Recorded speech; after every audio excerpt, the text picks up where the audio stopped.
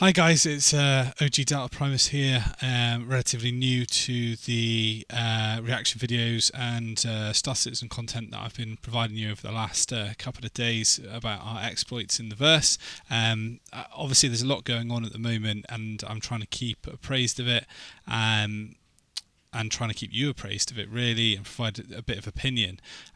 So I've done a reaction video today based on the news and the release of information about Port Olisar.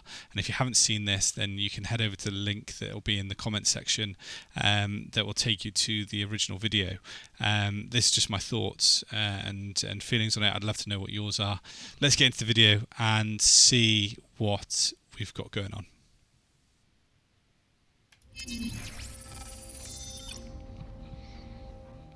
Port Olisar was first introduced alongside the Persistent Universe in Star Citizen Alpha 2.0, and it holds a special place in the hearts of many who remember those earliest days of Tessa Bannister, comms array missions, and of course the old Big Benny's challenge. But as Star Citizen's development continues to expand and evolve life in the PU, Port Olisar has fallen behind in its ability to support the game systems of today, later this year, and certainly beyond. But now there's a new kid on the playground looking to take its role and its job, if not its place in our hearts. And it's scheduled to arrive in the upcoming Alpha 320. I don't know if anyone noticed what he did there. He talked about all of the amazing things that Port Olisar has been a part of. Like, obviously, for those of us that have pledged for quite some time, you see, you know, the memory strings being plucked there, and you know the comms array missions and all the things that were good, and now we're going to be sold the next thing. So let's see what that looks like, shall we?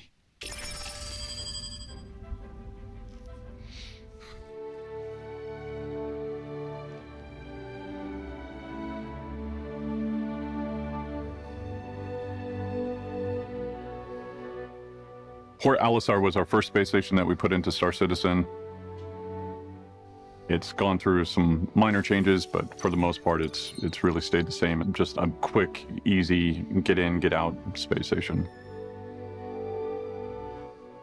When it was first conceived, basically, it was really just a way for the players to spawn into the solar system. So we had to think about how many habitation halves went in there. We had to think about the stores that were needed, and then a way for players to spawn in their ships.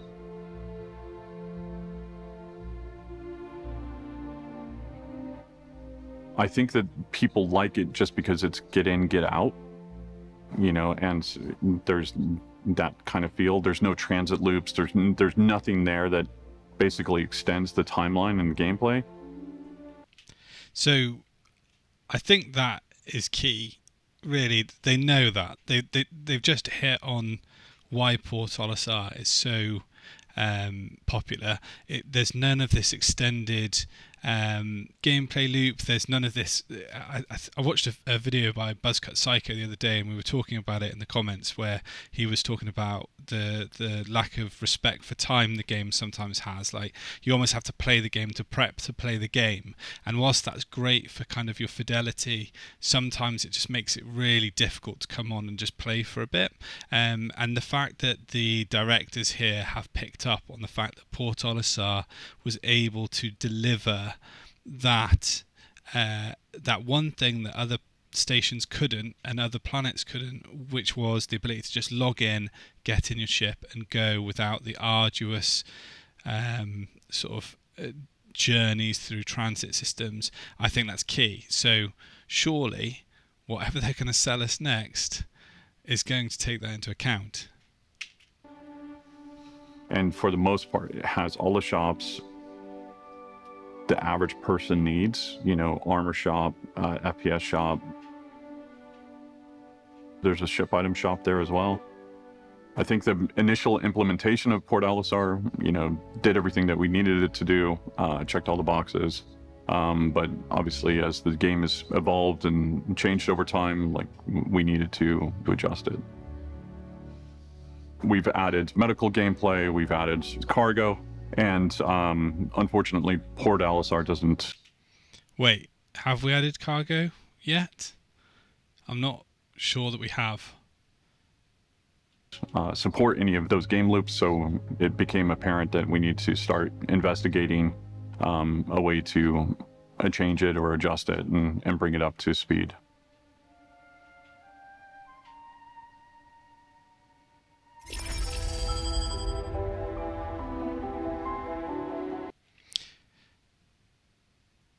So, okay, so I mean, first glance at this station, it looks vaguely familiar, right? You've got the rings. But what the other stuff that I'm seeing is all the stuff on the other stations that Port Olisar like provided the opposite of. So I'm seeing hangars and elevators already.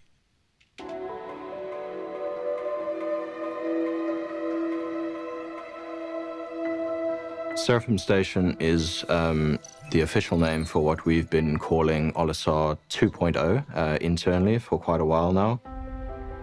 What we initially set out to do is to create this really grand space station with a really fantastic sense of scale that players could have a really good time flying in and around and also to and from. So we had a really good time playing around with different design languages and shape languages that we could then use to come together for the final product. We were also working on lots of shape studies involving the silhouette of the station to make sure it was reminiscent of other stations and also to bring our own unique spin on it. But surely, having identified it less than 3 minutes ago, there's also a need to keep the massive benefit of Port Olisar in this station, no? Seraphim Station is an homage to Port Olisar in the way that it looks. We're keeping the rings, and but then it's also taking all of the existing Leo Station gameplay and bringing that over to that station. It's much larger and much more extravagant than anything that we've done before in terms of our space station kit. But this is utilizing the kit in the way that we haven't before, and it's created much more unique identity for it than anything else, I think. I think the gameplay around it is going to be very cool, specifically just, seeing it for the first time, approaching it. Yeah, and then it's going to become exactly the same as all the other stations where you wake up and you have to go through a 3 or 4 minute journey to get to your ship. It's the complete opposite of what Port Olisar was. And whilst that novelty, I completely appreciate the way that the station looks. It does look good, but Port Olisar for me was completely unique, and it was a relic for those of us that have been in the game for a long period of time. And just gave you the ability to log in and play, and it just feels like so far this video has been, look, we understand why Port Olisar is great, but here's the same station you've got everywhere else. There's multiple hangars, view rooms all over the station, providing you with beautiful views of the planet at the right time of day. Extremely large station, probably 4 to 5 times bigger than Olisar. So we have everything that you could possibly need inside. It has various sets of hangars and habs in the center of the first 2 rings, and those are going to be where players are going to be landing their ships, collecting their ships, and the general gameplay that occurs over there. Then towards the back end of the ship, we have the cargo area, which is going to incorporate that gameplay as well. So this is how we sort of mixed and matched all of these together to create something a little bit more unique. We also the only thing that's unique is it's got rings, isn't it? Like, unless I'm missing something, like it now feels exactly the same as all of the other stations. To have docking tubes and everything else that players could need to traverse along this big structure. Has the medical clinic areas, it has cargo, everything there that's needed to support all of our careers that are being developed and growing. The whole need for the station was that we're trying to have a focus on and introduce bounty gameplay into each station as much as we can. So each station also has a security dock integrated into it as well. That is going to be where all of the bounty gameplay is going to be happening, and you're going to be directed towards that.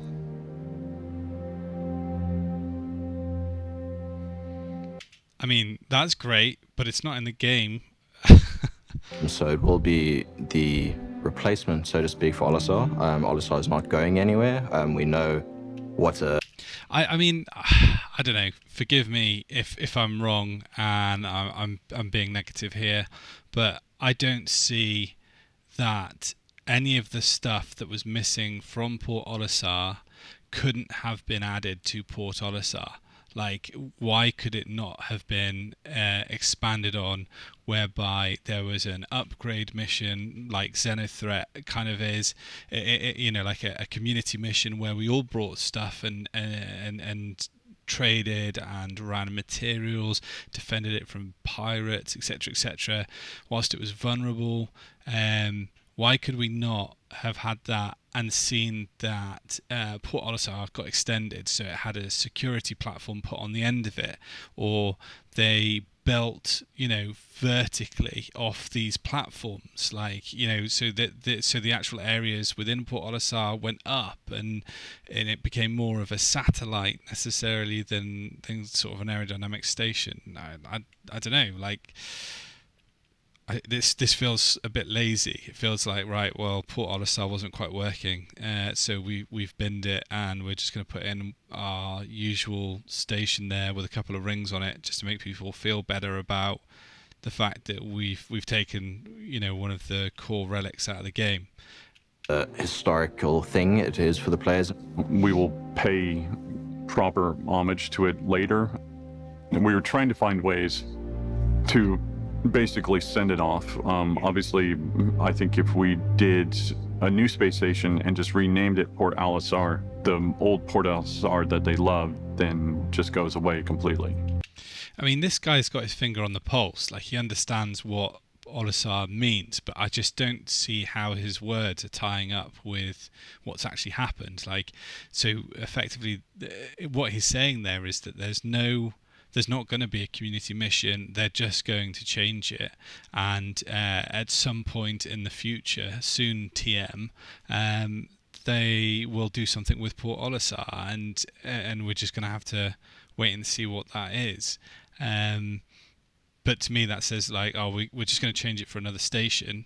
We're not going to call it Port Olisar because we don't want to upset anyone. And we aren't going to do a community event around it until at some point in the future when something may or may not happen. I don't know, it just feels a bit slack, like it was hyped up to be one thing, and then we've got to this stage where now, like, it just feels like they're just telling us to switch in the station. But basically, for right now, we need to remove it, and then we'll be putting in Seraphim Station in its place. And then in the future, we'll talk about what we're going to do with Port Olisar.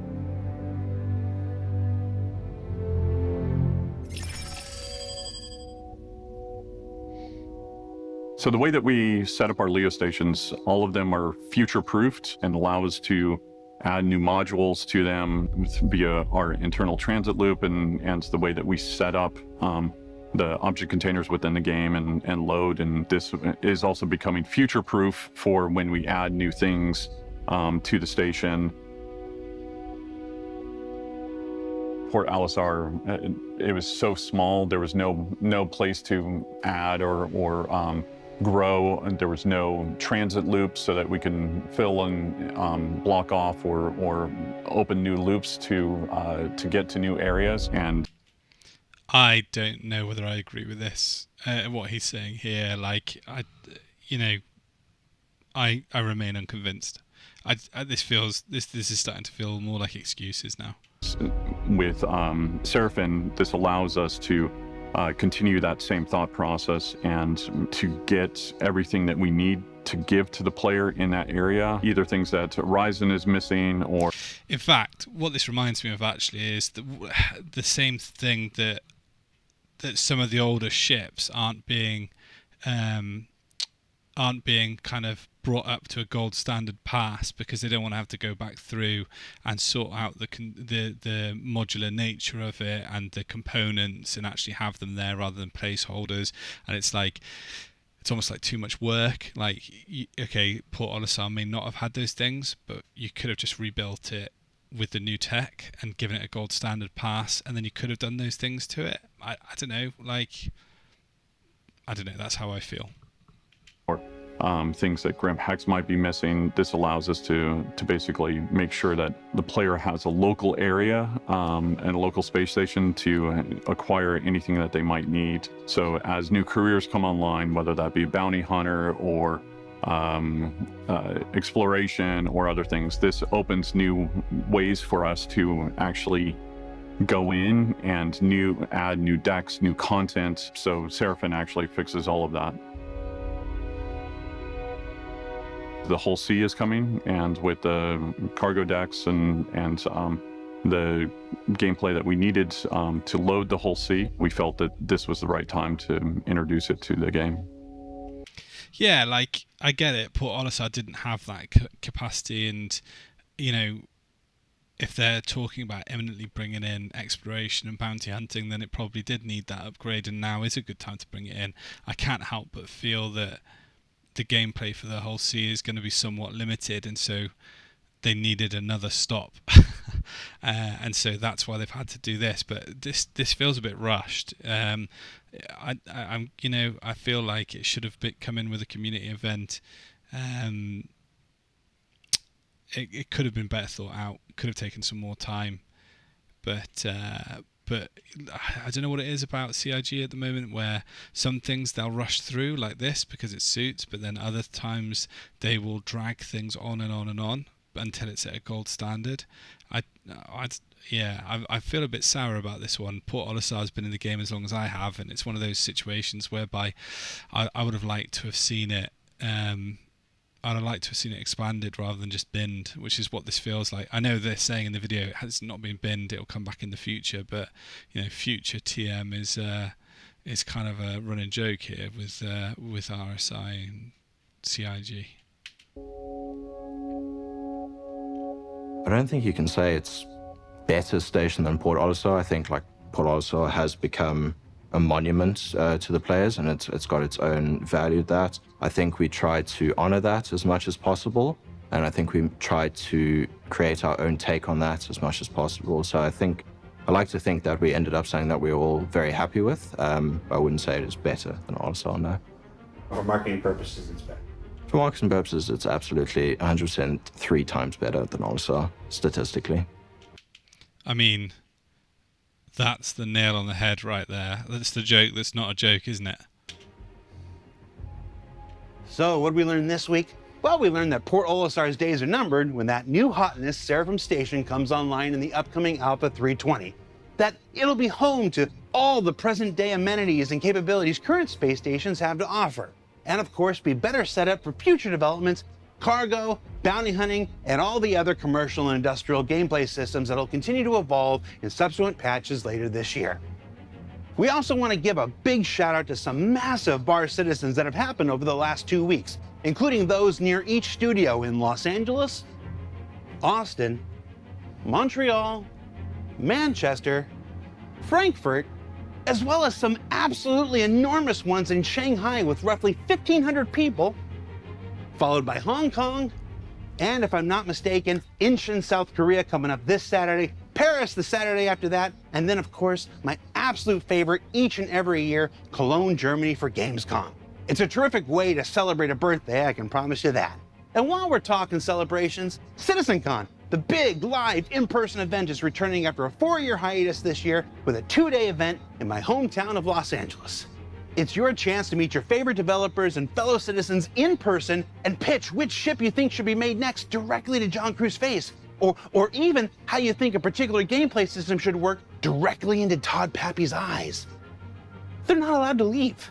They legally have to stand there and listen. General tickets are on sale today, and you can check the website for details on the when and the what for, and as... Pretty sure they're already sold out, if I remember rightly. I'm sure I saw something about it earlier today. For me, it's that time of year where ISC goes on hiatus. We're going to take a few weeks to recharge some batteries, give the devs a break from having to fake appendicitis every time they see me coming, and plot out the next quarter's worth of weekly content. If you've been around for a while, you know what Q3 heading into CitizenCon is like. For Inside Star Citizen, I'm Jared Huckabee. Thanks for letting us share the process of game development with you, and we'll see you all here in about a month. I don't know about anyone else. Do you feel that we're not being told something? I just get that feeling. There's so much change going on right now, and when you look at the tracker for what's coming out in 3.20, something's not adding up, and I just feel like there's something not being said, and I kind of feel like I don't want to be too harsh because I have a sneaking suspicion that they might pull something off shortly, but at the same time, we've all had that in the background of our minds before and been proved wrong, and I just feel, yeah, I don't know, there's something not quite right at the moment. So this is where I thought the video ended, and then I noticed the timeline. We've got another 2 minutes and 9 seconds left on this video, and I was like, okay, well, let's see what it is. And there's a little Easter egg at the end of this. I'm not going to play it because I want you to go and watch it yourself, because it is an Easter egg. I don't know how much I enjoyed it, considering the subject of this particular thing. Like, it was funny in places, but yeah, I'd like to know what you all think. Like, my feelings here is that this seems to be a little bit rushed because of the whole sea. A lot of the things that that I can't believe that at the beginning the director hit the nail on the head about why Port Olisar was so great, and then they just didn't keep that. Like, that seems like just, I don't know what that is. That's a new level of kind of uncaring. I think I'll be interested to know what you guys think. So please at me in the comments. Let me know what you think, and yeah, see you in the verse.